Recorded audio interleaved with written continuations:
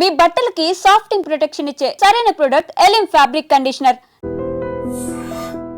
పునర్జన్మ ఉంది అని మీరు నమ్ముతారా? ఖచ్చితంగా ఉంది, అనుమానం లేదు. శాస్త్రీయంగా రుజువు చేయొచ్చు. దానికి ఏమో గొట్టాల కొడుకులతో ప్రయోగశాలలో చేసేది కాదు ఇది. అన్ని ప్రయోగశాలల్లో రుజువు కావు. కొన్ని యోగశాలల్లో అవుతాయి, కొన్ని యాగశాలల్లో అవుతాయి. మన శాస్త్రం ఉంది. పునర్జన్మ ఉంది అనేది ఎందుకు నమ్మి తీరాలి మనం అంటే, ఎలా ఉంటుందని చెప్పారు శాస్త్రంలో పునర్జన్మ. ఈ జీవికి వెళ్ళిపోయే వరకు కనుక ఇందాక మనం చెప్పుకున్న ఈ వాహన వ్యామోహం, సంతాన వ్యామోహం, భయాలు వదులుకోకపోతే వీడి మనస్సు మళ్ళీ ఇంకో శరీరాన్ని పొందుతుంది. అదే పునర్జన్మ. ఆ మనస్సు, ఆ జీవుడు, మనస్సు జీవుడు, సంకల్పం, బుద్ధి, చిత్తం అన్నీ ఒకటే, పేరు మార్పుగా. వీడు మళ్ళీ ఇంకో జన్మ ఎత్తుతాడు. ఎందుకని ఈ మనస్సులో ఇవన్నీ ఉండవు. ఎలా ఎత్తుతాడో తెలుసా? రాత్రి పడుకుని కలగంటున్నాం మనం, నిజానికి అది ఇంకో జన్మ అండి. రాత్రి కలగంటున్నాం మనం, ఇంకో జన్మ అది. మీరు గమనించండి. వీడు పడుకునే ఉన్నాడు, ఈ కళేబరం ఇక్కడ 6 అడుగులు 3 అంగుళాలు పడుకున్నాడు. వీడు పడుకున్నాడు, వీడు కలగంటున్నాడు. వీడి కళలో ఆడాళ్ళు వచ్చారు, మగాళ్ళు వచ్చారు, కుక్కలు వచ్చాయి, నక్కలు వచ్చాయి, చెట్లు వచ్చాయి. ఈ వేషాలన్నీ ఎవరు ధరించారు చెప్పండి? వీడే కదా, పడుకున్నవాడే కదా. మరి ఒక జీవుడు పడుకుని ఇన్ని వేషాలు ధరించడం నిజమైనప్పుడు, ఒక్క విరాట్ పురుషుడు శ్రీమన్నారాయణమూర్తి క్షీరసాగరంలో పడుకుని ఈ విశ్వంలో ఉండే వేషాలన్నీ ధరించాడన్న అబద్ధమా? పక్కా నిజం, పక్కా నిజం. జరుగుతున్నది ఒక కళ. బ్రహ్మసత్యం, జగన్ మిథ్య. Total life, total world is a dream, nothing but is a dream. ఇది కళ. ఇది నేను మీతో మాట్లాడటం సహా కళ.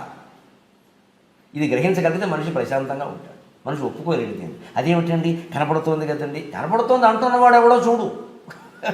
కనపడుతోంది అంటున్నవాడు ఎవడు. కళ కూడా కనపడింది. కళ కన్నప్పుడు కనపడిందా లేదా? కనపడుతున్నంతసేపు నిజం అనుకున్నామా లేదా? బయటకు వచ్చాక కదా నిజం కాదని తెలిసింది. అలాగే దీని నుంచి బయటకు వెళ్ళినప్పుడు ఇది నిజం కాదని తెలుస్తుంది. ఈ జీవుడు మరణించి మనస్సు బయటికి వెళ్ళినప్పుడు చెట్టో పొట్టో పట్టుకు వేలాడుతూ ఉంటే, లేదు ఇంకో గర్భంలోకి ప్రయాణం చేస్తుంటే, అయ్యో అది అనుకున్నాను, ఆ భార్య అనుకున్నాను, ఆ భర్త అనుకున్నాను, ఆ పిల్లలు అనుకున్నాను, అయ్యి బాబా అంత బంగారం తీసుకొచ్చాను, తహసీల్దార్ అయ్యి ఉంటే మొత్తం ₹1,00,00,000 దాచేసాను ఇంట్లోనూ, అన్ని పట్టుబడిపోయాయి, ఈ డబ్బేది నాకు కూడా రాలేదే అని చింత చెట్టు వేప చెట్టు పట్టుకుని ఏడుస్తాడు ఈ సన్నాసి. పునర్జన్మ లేకపోవడం ఏంటి భయంకరంగా ఉంటుంది. దెయ్యం జన్మ కూడా ఉంటుంది. మనస్సులో ఉండే తలపులు అట్టగట్టేసి మాడుగట్టి ఉంటాయి చూడండి, అవి పునర్జన్మకు కారణం అవుతాయి. వాటిని వాసనలు అంటారు. గమనించండి. వంట అర్థమైతే ఇది అర్థం అవుతుంది. వంట చేసినప్పుడు గిన్నెలు ఏదైనా కొయ్యి రొట్టో ఏదో కాల్చేవాడి, మనకు రొట్టో ఏదో అడుక్కు బాగా అట్టేసింది అనుకోండి, అట్టగట్టేసింది. దాన్ని తోముతాం కదా. తోమితే ఒక్కోసారి పని మనుషులు ఎలా ఉన్నారో మీకు తెలుసుగా, వాళ్ళు తోమినా మనం తోముకోవాలి. అందుకని వదిలేసామనుకోండి, దాంట్లో మీరు ఏ అన్నం పరమానమో వండారనుకోండి, దాని వాసన దీనికి వచ్చిందా లేదా? అలాగే మనస్సులో కూడా అట్టగట్టి పేరుకుపోయిన భయాలు, కోరికలు, వాంఛలు, రకరకాల ద్వేషాలు అట్టగట్టి మిగిలిపోయినవి మరో జన్మకు కారణం అవుతాయి. It is scientific. పొంది తీరతాడు ఖచ్చితంగా, అనుమానం లేదు. ఇది ఎంత నాస్తికులకు కూడా దేవుడి మీద నమ్మకం లేకపోవచ్చేమో కానీ, స్వర్గనరకాలు నమ్మకపోవచ్చేమో కానీ, వాడు చేసినవన్నీ వాడు మనస్సులో వాసన రూపంలో ఉన్నాయనే విషయాన్ని వాడు నమ్మకుండా ఉండలేదు. వాడికి పూల వాసనలు ఉన్నాయి కదా. ఆస్తికుడైతే ఆయన బంధాలు ఆయనకున్నాయి. నాస్తికుడు దేవుణ్ణి నమ్మడు, భగవంతుడు నమ్మడు, భార్యను నమ్ముతున్నాడు కదా. భార్యతో బంధం, పిల్లలతో బంధం. నాస్తికులు కూడా ఆస్తులు సంపాదించుకుంటున్నారు కదా. అక్రమం సక్రమం అందరికీ ఉన్నాయి కదా, తేడా ఏం లేదు కదా. మరి అంతే, తేడా ఏముంది? ఇంకా అంటే మామూలే, పుణ్యమైన మామూలే, పాపమైన మామూలే. అది నమ్మకం మీద ఏం లేదు, నిజం జరిగి తీరుతుంది.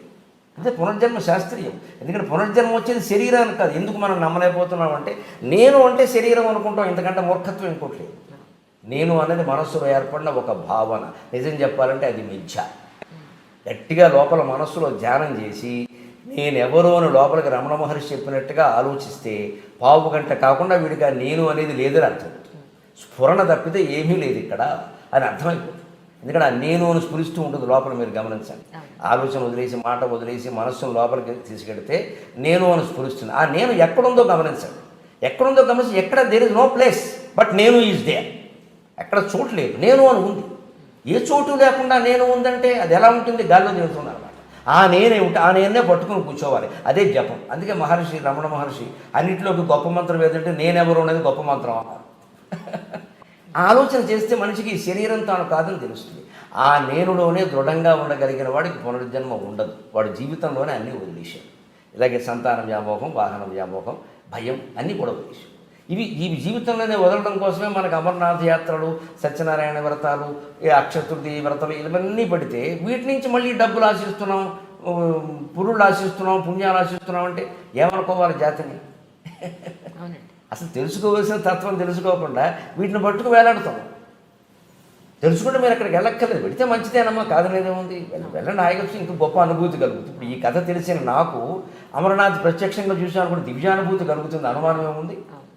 తెలుసుకుని వెళ్ళాలి కానీ నాకేదో అక్కడ వెళ్ళగానే ఎలా తెలిసిపోతుంది, ఏం తెలిసిపోయింది?